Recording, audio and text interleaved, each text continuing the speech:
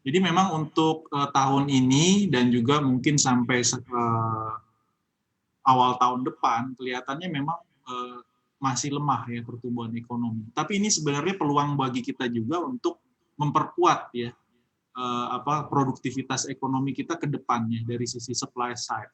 Jadi kita berharap ini menjadi ajang kita untuk melakukan konsolidasi baik dari sisi infrastruktur fisik maupun juga dari sisi infrastruktur aturan ya. Nah, termasuk juga perizinan. Jadi saya pikir ke depan ini kesempatan ya, dan saya pikir ini juga bisa mendayagunakan ya seluruh komponen masyarakat, industri besar maupun juga dari sisi UKM. Berarti fix kalau nanti kita mengacu ke angka, kemungkinan pasti kita masuk ke dalam zona resesi begitu ya. Berarti Indonesia akan mengalami Ya, kondisi dan resesi. itu sebenarnya bukan suatu hal yang menghebohkan, karena di dunia ini untuk tahun ini itu Bank Dunia memperkirakan itu 93%-an negara dunia akan memasuki resesi. Jadi jadi bukan suatu yang mengherankan gitu ya. Jadi biasa aja sebenarnya Indonesia bisa masuk resesi itu, tapi dari sisi skalanya kita berharap jauh lebih rendah karena memang kalau melihat data terakhir negatif growth-nya itu memang kita relatif masih single digit ya, bandingkan dengan negara-negara tetangga kita, Malaysia, Singapura, Thailand itu mereka double digit.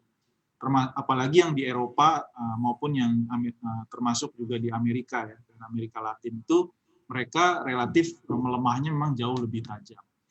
Jadi memang sulit berharap untuk tumbuh positif tahun ini. Oke, tapi kecenderungan dan kemungkinan kita masuk ke era depresi begitu misalnya, apalagi kalau sekarang kan tanda-tanda pengangguran yang mulai banyak ini sudah terjadi begitu ya, karena memang ada beberapa perusahaan melakukan efisiensi dengan PHK. Nah ini akan seperti apa Pak David Anda melihat sinyalemen ke sana begitu? Ya, mungkin beberapa negara bisa saja ya mereka resesi berkepanjangan sehingga bisa kita sebut sebagai depresi. Seperti Jepang ini kan mereka sebenarnya era pertumbuhan rendah atau resesinya sudah berkepanjangan dan bisa dikategorikan di beberapa periode itu sebagai depresi. Dan memang ini tergantung juga pada posisi utang dari negara tersebut ya, baik utang pemerintah, utang rumah tangga maupun utang korporasinya. Nah dari sisi siklus utang sebenarnya kita ini relatif masih moderat ya, masih relatif baik ya posisinya. Jadi kita berharap kita salah satu negara yang bisa recover lebih cepat ya, dibandingkan yang lain.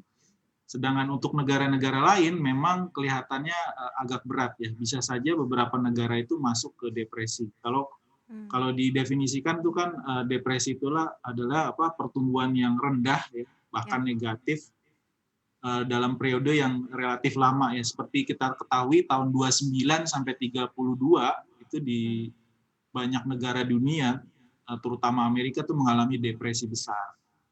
Setelah sebelumnya tahun 1860 dunia mengalami juga, atau di Amerika terkhususnya itu mengalami depresi. Jadi kalau menurut saya kita mungkin mengalami resesi, tapi kita berharap mulai tahun depan dengan confidence yang meningkat ya, dan tambahan lagi kita berharap periode ini kita bisa manfaatkan betul untuk konsolidasi dari sisi regulasi maupun juga infrastruktur dan juga program pemerintah yang lain. Ini kita berharap bisa salah satu negara yang bisa pulih lebih cepat.